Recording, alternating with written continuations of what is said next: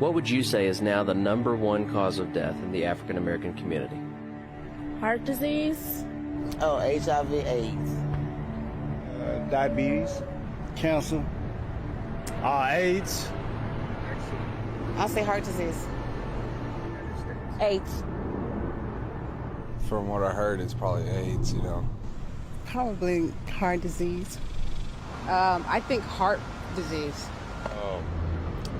HIV.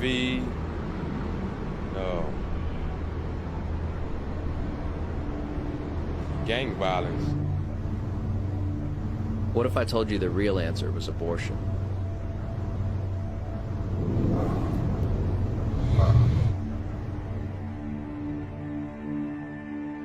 Since 1973, legal abortion has killed more African Americans than AIDS, cancer, diabetes, heart disease, and violent crime combined.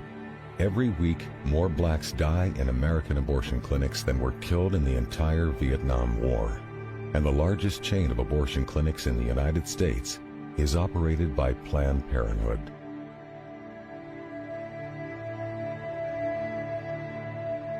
Hang on. White women have the most abortions of any race and ethnic group, but black women are overrepresented, making up 27.6% of all abortions, while only compromising 14.9% of all women in the nation, giving them the highest abortion rate in the United States. Don't take it down yet. I want everybody who is watching the stream to just screen save that. Yeah. Let's read on. But let's go on. Yeah. African American women are also overrepresented in 4 of the major factors that lead to abortions: unintended pregnancies, relationships, lack of contraception use, and poverty.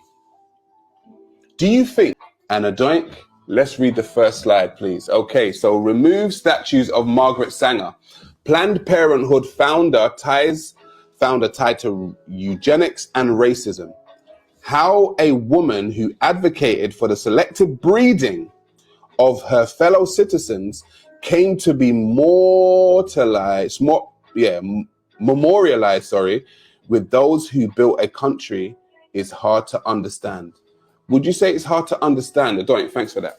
Would you say it's hard to understand that the founder of Planned Parenthood was a racist and a eugenicist? No. What statue did they just take down in Black Lives Matter in, where is it, Bristol? Yeah. It was at Bristol. Let's read on with Margaret Sanger. Yeah. Adoink, slide 2. For those identifying historical figures with racist roots who should be removed from public view because they're evil histories, Planned Parenthood's founder, Margaret Sanger, must join that list. In promoting birth control, she advanced a controversial Negro project, wrote in her new autobiography about speaking to a Ku Klux Klan group, and advocated for a eugenics approach to breeding for the gradual suppression, elimination, and eventual extinction of defective stocks, those human weeds which threaten the blooming of the finest flowers of American civilization. Thank you very much, Adoink. That's disturbing. So the founder, the absolute founder of Planned Parenthood, the chain of abortion clinics, Margaret Sanger, said this. It's great information, but I don't want people to get lost in the obvious. America itself was born off of the genocide of a whole bunch of Hopi people. Other people might know the Hopi people as Native Americans, but that's what his birth, that's what his inception was.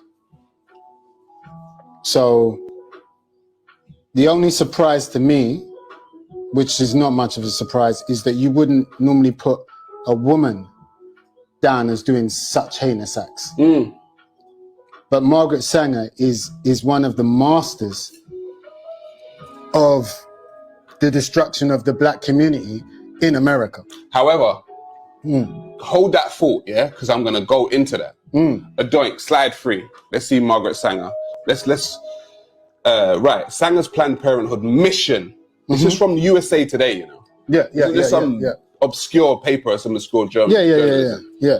In a 1939 letter to D.C.J. Campbell, Sanger urged him to get over his reluctance to hire a full-time Negro physician, as the colored Negroes can get closer to their own members and more or less lay their cards on the table, which means their ignorance, superstitions, and doubt.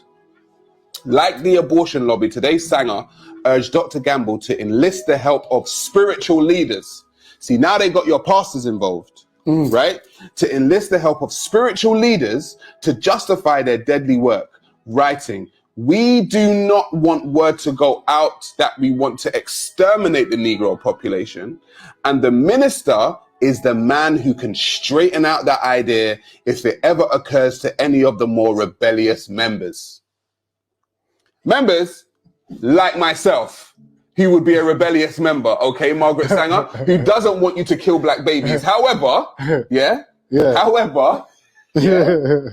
this was her plan, and there are many now black people going along unwillingly with Margaret Sanger's plan.